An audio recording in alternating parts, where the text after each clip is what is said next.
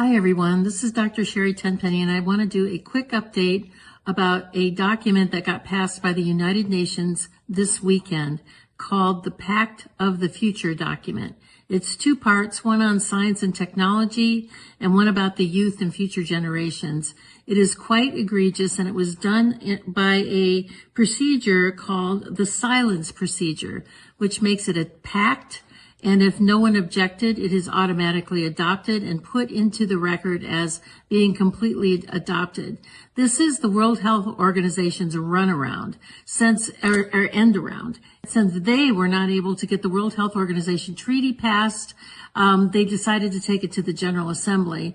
And it is even more egregious than what the World Health Organization was wanting to get passed. Let me just read you something really quickly about what is inside of this pact that is now being accepted by 193 nations around the world and equally open-armed accepted by our current administration.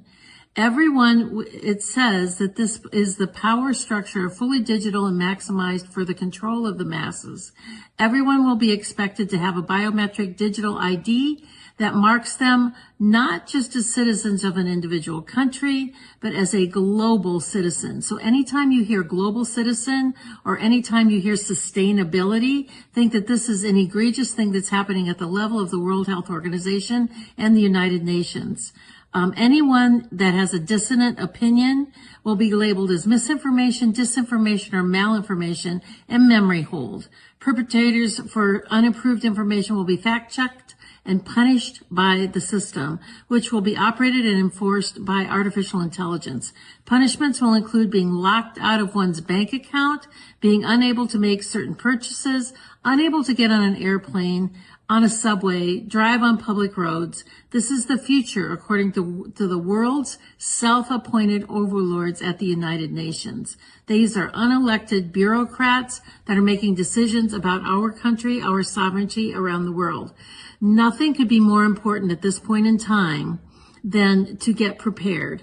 Have water, food, digital access, flashlights, a way to communicate with family and friends. Now is really the time to get involved and get prepared, because this is what's coming.